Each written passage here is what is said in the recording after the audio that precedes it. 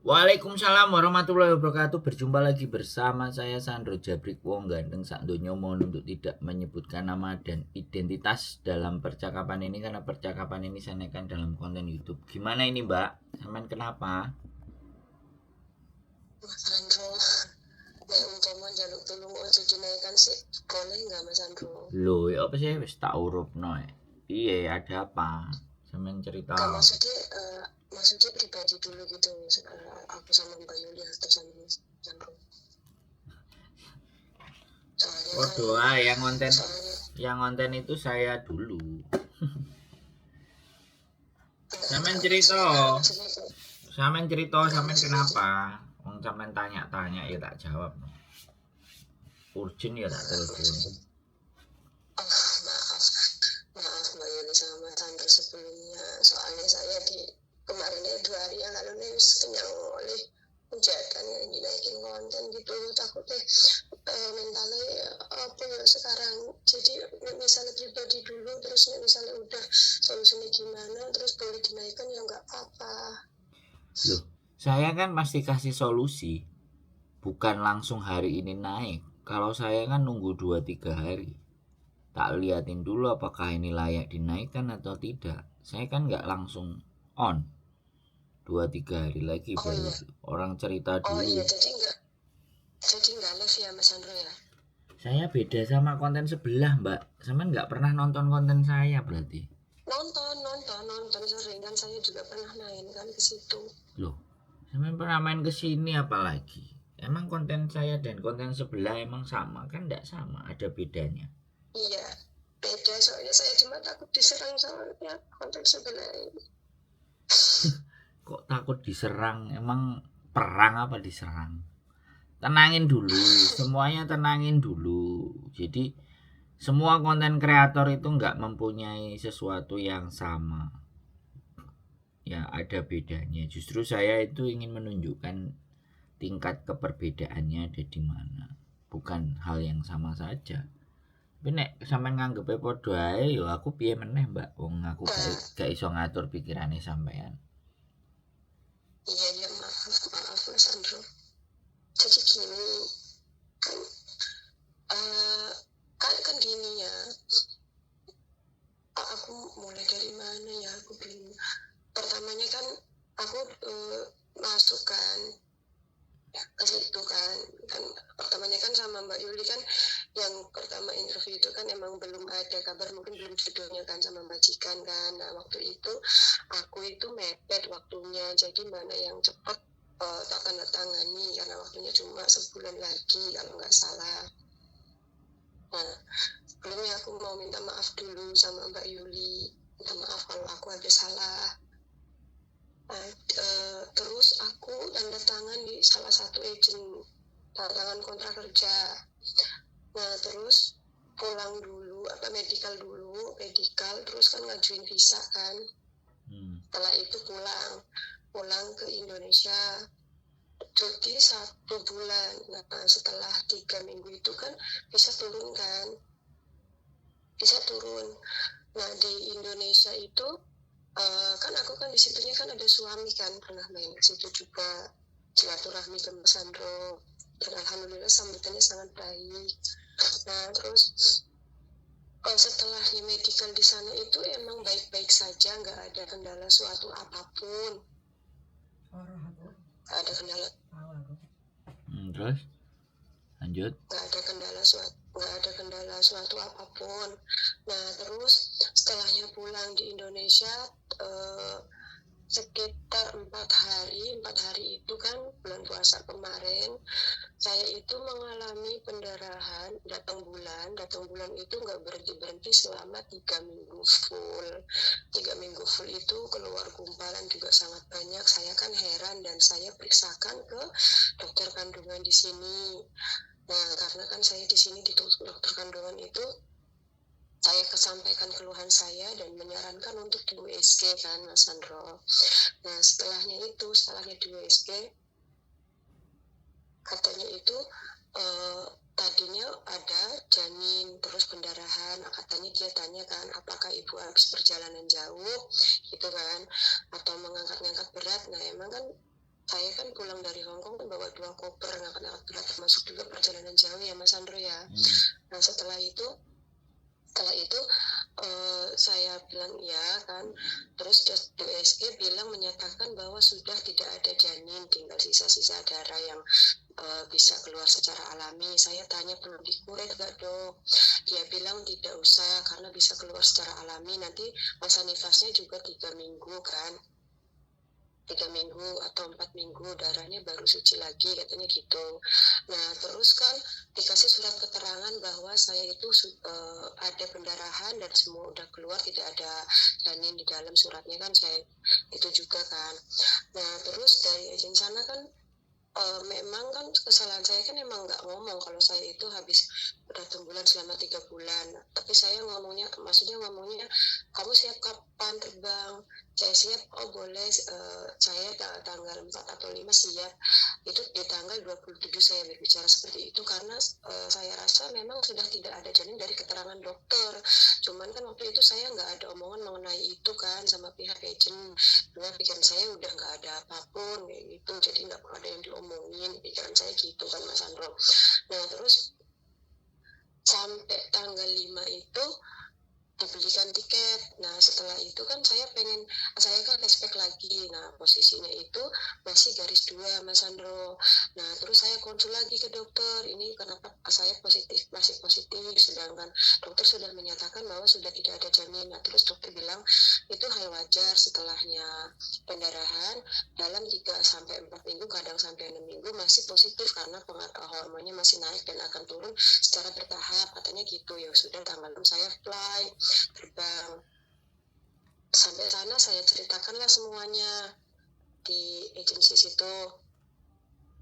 Nah setelah itu dari agen sana juga menanyakan kepada dokter sebelumnya, tahu sendirilah kena itu dulu, kena apa tahu lah ya Mas Andro ya, diituin dulu, diomongin dulu gitu kan. Nah, terus yang bilang menipu, yang bilang jahat, yang bilang apa gitu kan, padahal saya emang nggak ada niat sama sekali untuk penipu. Nah terus sampai sana pihak agent juga telepon pihak dokter sebelum medical itu. Dan pihak dokter sana juga mengatakan bahwa memang wajar kalau misalkan habis pendarahan itu biasanya masih positif, kembali normalnya setelah 4 atau 3 minggu gitu kan. Nah terus di medical lah saya sampai sana. Pas sampai sana medical di USG itu ternyata masih ada janin di situ. Nah saya itu bener-bener nggak tahu. Nah terus kan dari pihak agent itu naik lagi katanya kenapa nggak ada ngomong atau apa gitu ya. Nah terus saya tunjukin lah surat dokter itu bahwa memang dari Indonesia itu ya saya sudah USG dan menyatakan bahwa tidak ada janin gitu kan.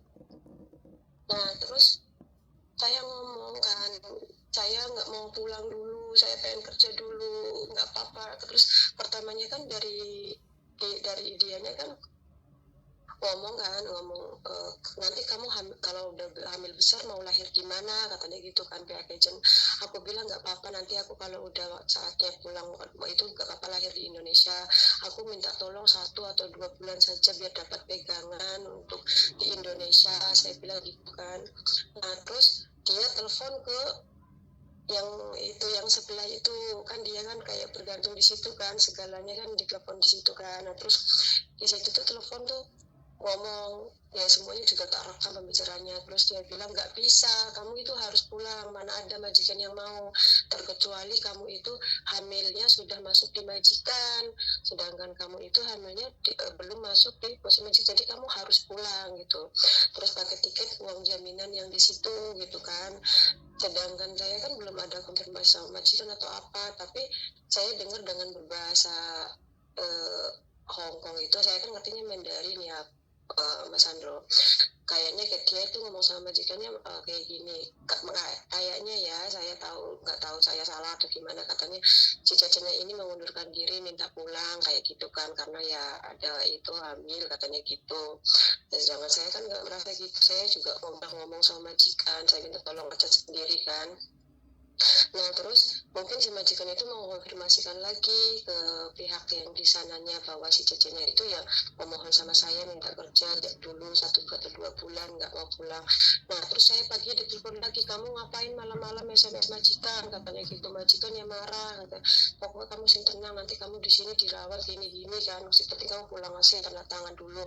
Nah, tanda tangan itu yang kosong itu dia bilangnya ini surat buat kamu nanti kalau masuk lagi ke Hong Kong biar gampang, katanya, jadi tanda tangan aja. Nah, itu tanda tangan. Terus saya dipulangin langsung, dibelikan tiket Mas Andro, dan pertanyaannya itu ya emang ini udah terlanjur ya, aku udah ada di Indonesia, emang di sana nggak ada memberi kesempatan untuk aku konsultasi ke sana atau kemari gitu, emang di sana juga ketat banget kan, di sananya juga di rumah di tempatnya juga CCTV sampai 4, terus pulang dari ke bandara juga diantar sama staf 2 orang itu, pokoknya dijaga ketat. Saya itu udah sampai bandara ditungguin sampai terbang. Dan pertanyaannya itu Mas Sandro, kalau misalnya kayak gitu apa uang tiketnya wajib dari kita sendiri? Makasih Mas Sandro. Oke, tak jawab. Kalau masalah tiket berangkat dan pulang itu satu kali kontrak, ketika sampean sudah tanda tangan itu sampean punya punya apa namanya? Punya jatah tiket PP ya. Ketika majikan sudah mau tanda tangan itu ada jatah tiket PP diambil dari Indonesia dan dipulangkan balik ke Indonesia. Jadi bukan dari sampean. Sebenarnya kalau kasus ini merujuk peraturannya Hong Kong, ya tetap harus dipulangkan sama majikan. Tapi ini kelihatannya kan sampean sepihak gitu, diputus kontraknya itu ya dari enggak, saya tak ngomong dulu, sampean kan tadi ngomong kan, saya ngomong soalnya karakternya sampean ini enggak sabaran mbak, serius ya. Jadi saya baca psikisnya sampean kena masalah ini tuh karena enggak sabaran satu ya. Jadi sorry itu saya ya, aku setiap ngomong kita ngomong gantian, sampean ngomong aku dengerin, giliran saya ngomong ya jangan dipotong ya kan. Jadi kalau masalah tiket itu harusnya tanggung jawab mereka, tanggung jawab dari majikan, bukan agent. Soalnya gini mbak, sampean memang sudah ada indikasi di mana sebelum tanda tangan itu sampean posisinya hamil. Nah ini sorry itu saya, aku sekali lagi ngomong untung.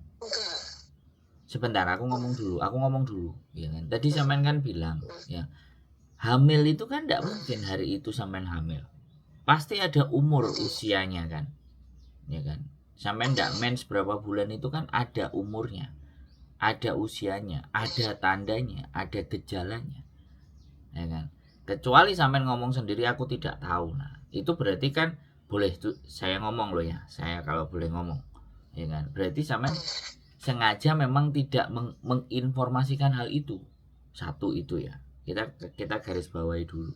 Sehingga kenapa masalah ini terjadi, karena banyak teman-teman itu kebentel butuh.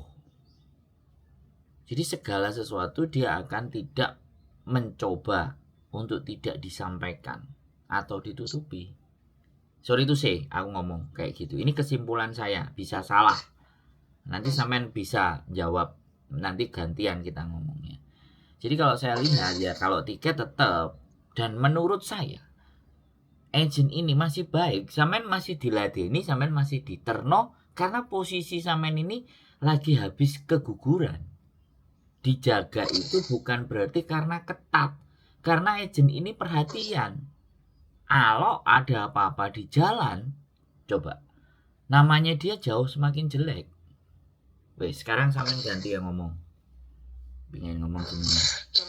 Gini Mas Andro, per setiap itunya kan saya rutin minum pil KB ya, dan saya itu emang setiap bulannya itu benar-benar setiap bulannya itu lancar haid, dan saya cuti di Indo 1 bulan, dan usia kandungannya itu sampai sana dinyatakan 7 minggu. Dan sedangkan saya sampai sana pun masih ada darah, masih keluar darah Mas Andro. Jadi sama sekali benar-benar nggak tahu kalau ada kehamilan, karena emang nggak merasakan telat datang bulan, nggak ada, setiap bulan itu lancar full.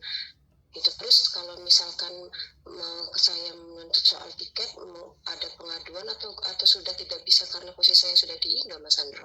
Ya, makasih. Kalau sampean masih menuntut bagaimana uang tiket, sebenarnya masih bisa sampean cari laporan ke, kalau dulu kan BB2MI. Nah, kalau sekarang kan Kementerian Perlindungan Pekerja Migran. Jadi sampean boleh coba, atau sampean ngomong ke PT-nya. Jadi PT-nya yang memberangkatkan PT apa, agennya agen mana, sampean boleh, atau sampean lakukan pengaduan balik ke KJRI, ada nomor teleponnya. Sampean ceritakan kronologis, pastinya mereka akan nanya kronologis ceritanya seperti apa. Nah, sekali lagi ya, kembali lagi ya, saya cuman bersyukur untungnya sampean gak oleh majikan tekuk nggonku. Paham nggak? Berarti aku cek diselamatkan. Ya kan, aku cek diselamatkan ini. Sorry to say. Saya mohon maaf kalau nggak pas cara berbicara saya. Tapi karena sampean ada suami, automatically, dan sampean tidak merasakan gejala itu, kalau toh pun ini sudah terjadi, sampean harus accept. Accept itu saran saya adalah menerima.